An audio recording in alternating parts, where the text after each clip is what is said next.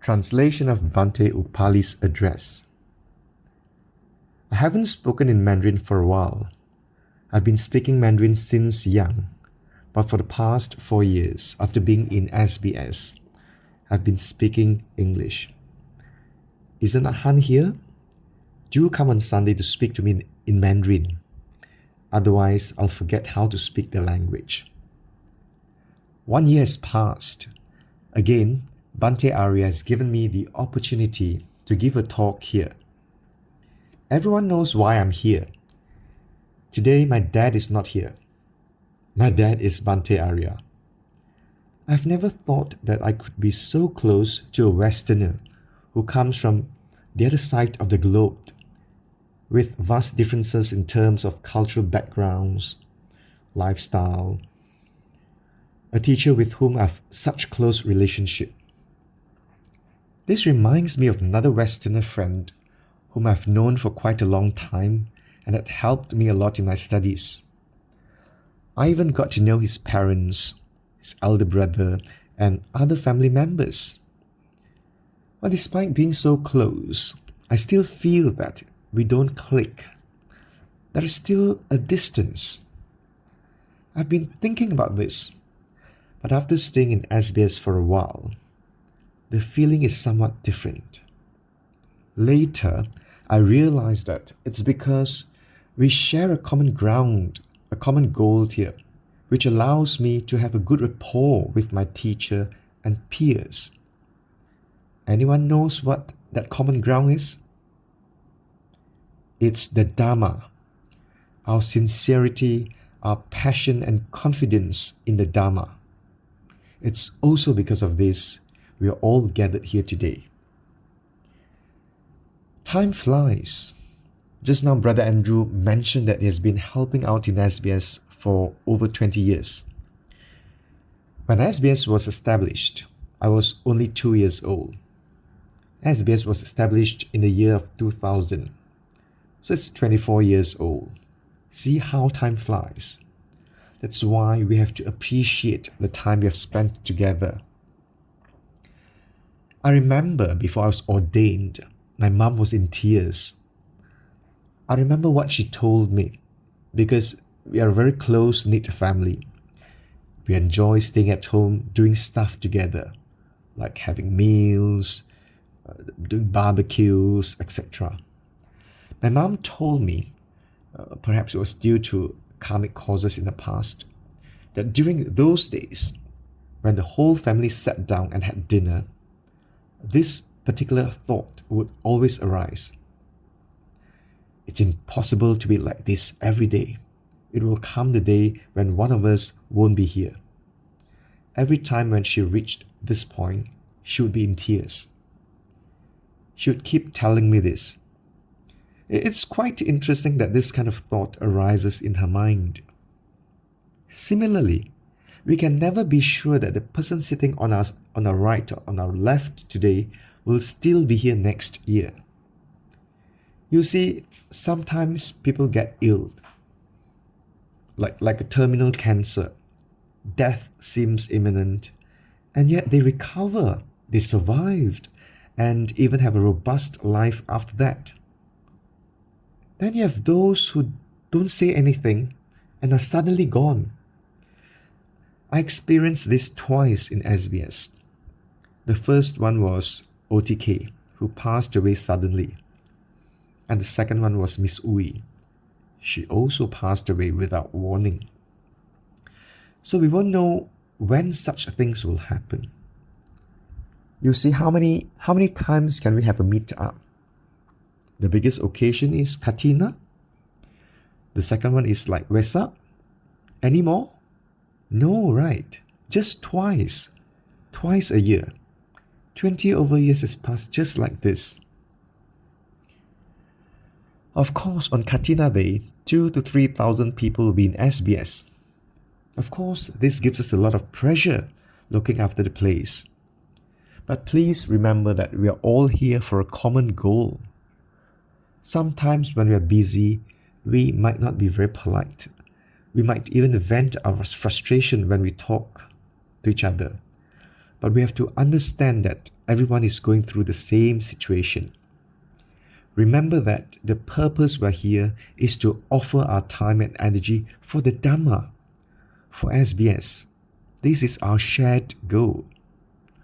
Also, through our experience helping out during Katina, we can express our gratitude to those who over the past 20 odd years have helped set up SBS, like those who have left us.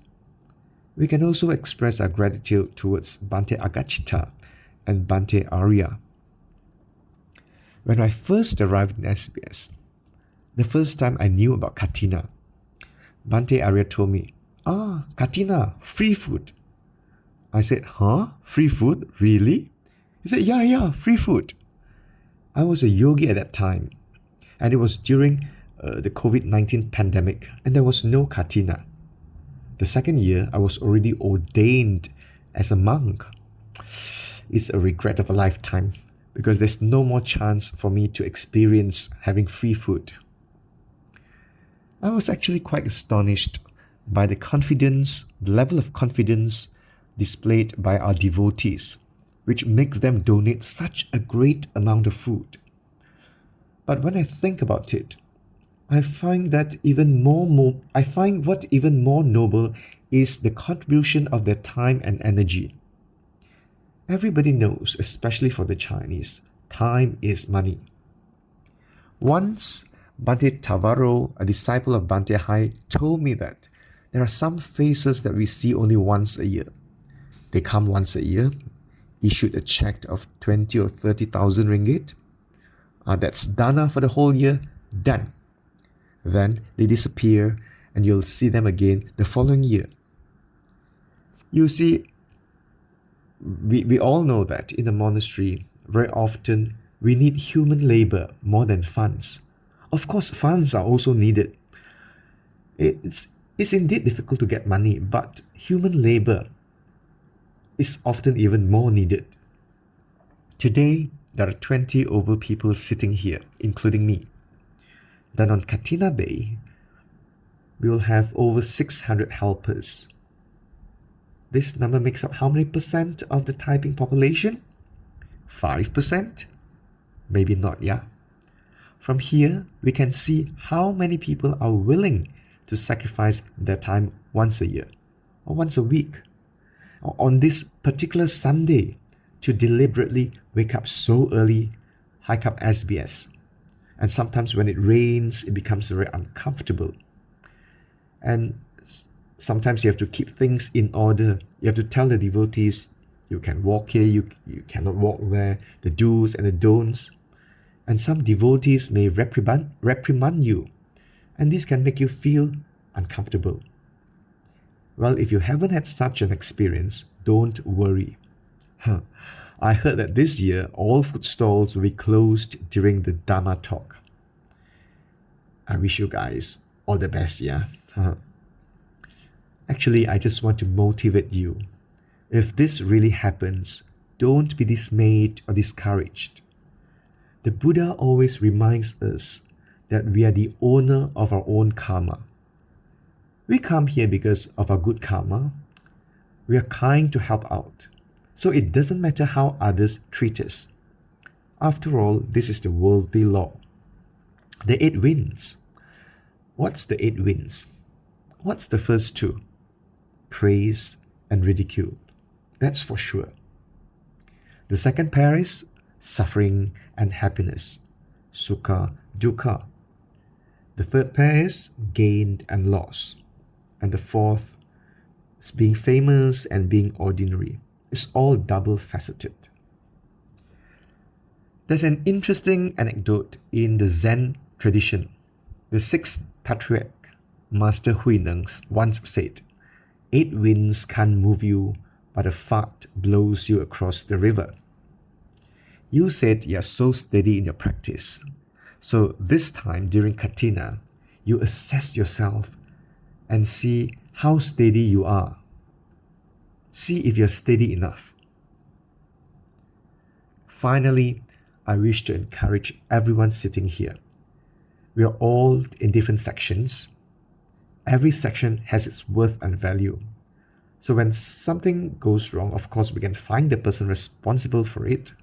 But at the same time, if we see others busy and we have time to spare, we shouldn't be stingy. We should offer our help. This is the virtue of a Buddhist. Sometimes, even if it's a very small action, the beneficiary will feel warm. For instance, you see someone so busy that he or she doesn't even have time to eat anything, and you bring him or her some food or a drink. For those who had such an experience being taken care of by someone, how did you feel? Sometimes we feel that there's no big deal sending over some food to this person, but the feeling is not the same for the recipient of this kind act. Finally, I hope everyone works in harmony, and with a heart filled with joy and happiness, let's organize the Katina successfully for another year.